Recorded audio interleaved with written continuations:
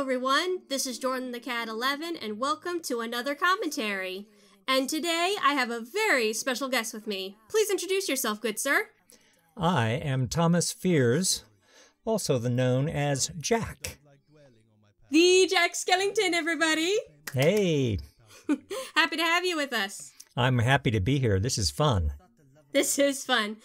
Well, anyway, so just to start off, I wanted to go ahead and do a commentary of this awesome dub by the amazing Atomi-Cat from Tumblr, because last year for New Year's Eve, I thought it'd be a cool idea to try something new and have the gentleman be the spotlight of this, pretty much, of this special video, because it's so funny, it's very witty, charming, and how can you not like skeleton characters, especially Jack, am I right? You got it. Yeah, skeletons have, as seen in this one, they're just so different and so diverse, and they all have different characters. Who'd have thought that just a pile of bones could do that?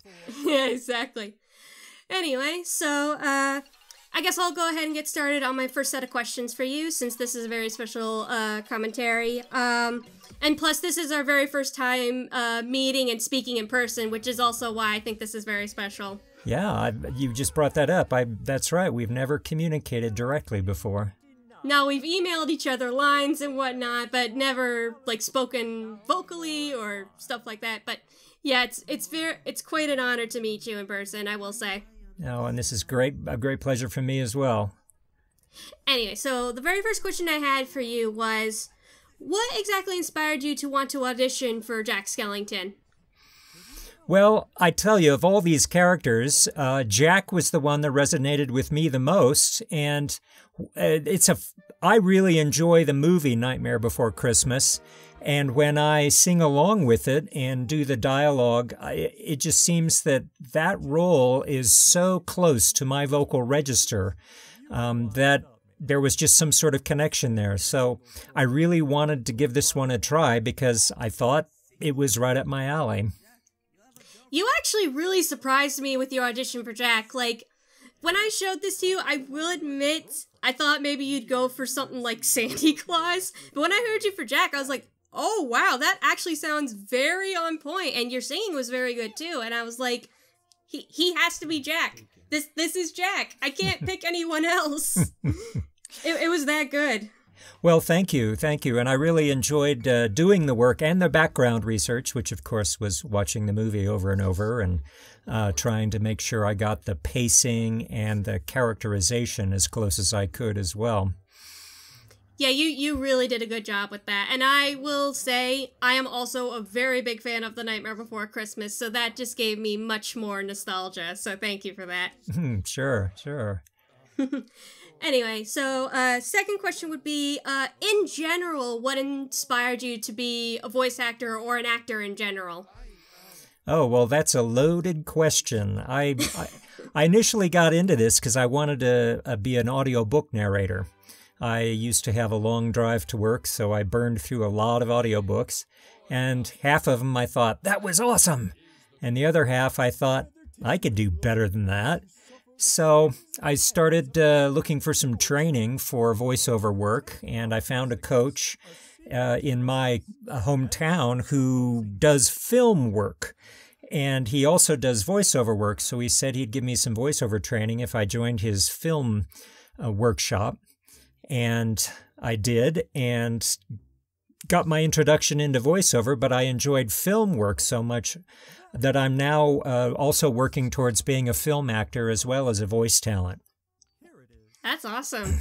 Yeah, it's amazing industry on both sides, the film and the voice, to see what goes into putting together what we all perceive when we watch a film or what we hear when we listen to audio. It's more than just talking. It's a very fascinating industry. Mm-hmm. Oh my goodness, this scene. Oh. I thought this was kind of funny, yet at the same time it's a tad bit awkward because I'm 25 years old and you're, how old, 50-ish? Yeah. In fact, when we first met, you were shocked that when I told you how old I was. Yes, I'm so sorry about that, by the way. No, that was the funniest thing I'd ever experienced was auditioning and having somebody tell me my voice was too young for the role.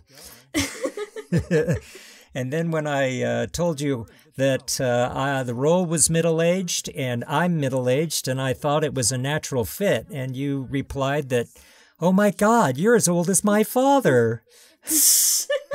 Actually, his birthday is tomorrow, I will tell you that. Oh, well then, happy birthday, Mr. Jordan the Cat Dad.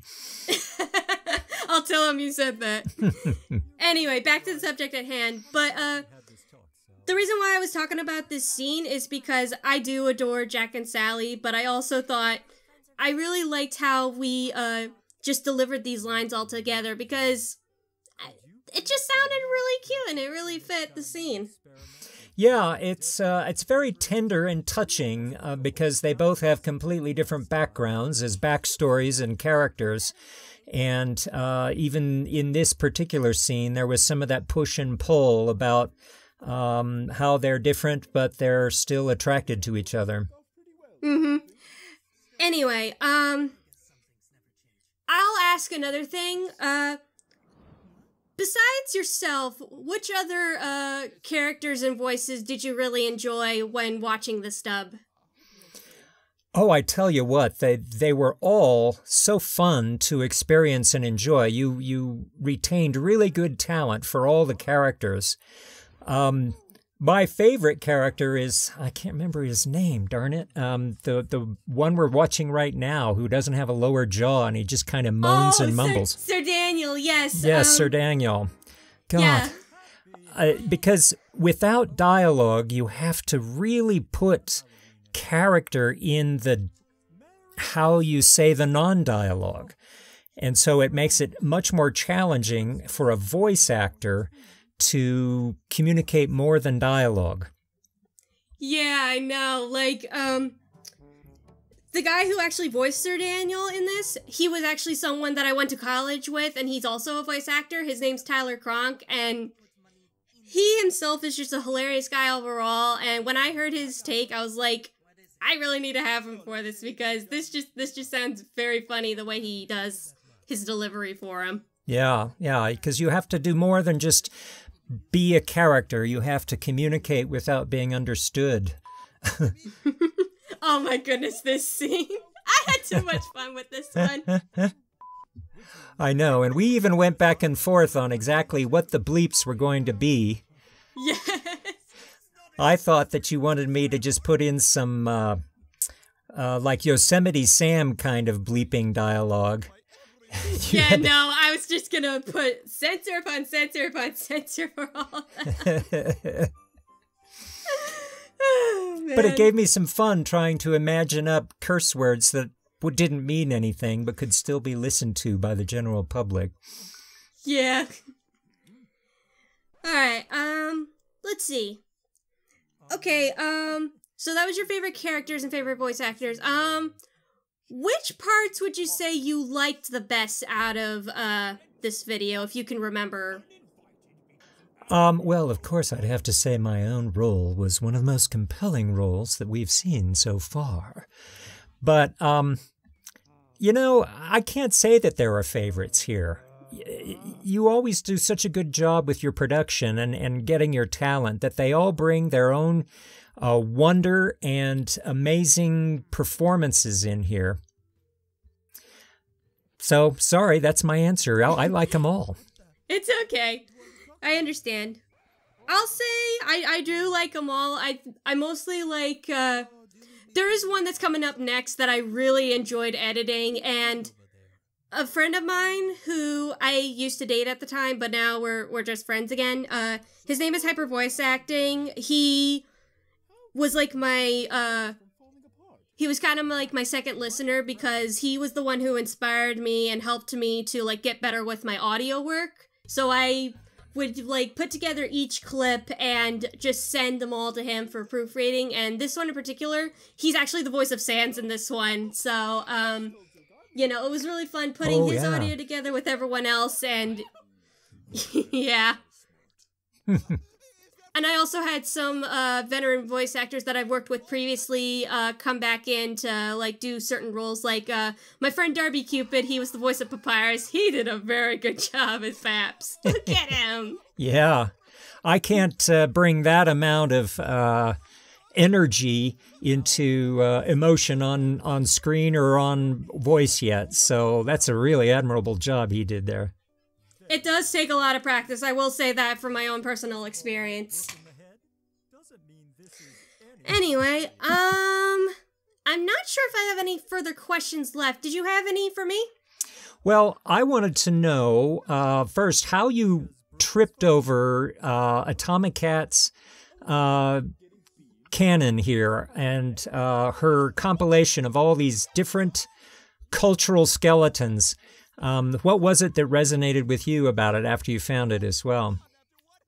I would say, well, first of all, the way I found it was like I messaged her on Tumblr, which is something that I go on nowadays to create my own stories, especially for Bendy and the Ink Machine, because I'm still quite a fan of it. But anyway, I asked her if I could, do like a little compilation dub of it, of a bunch of her comics that I thought were very eye-catching, not just hilarious, but also emotional in general. And basically, I also watched a bunch of other people do the dubs, and I wanted to like see what I could do to make my own version, like to improve upon it, to go up on top. And let me think for a second.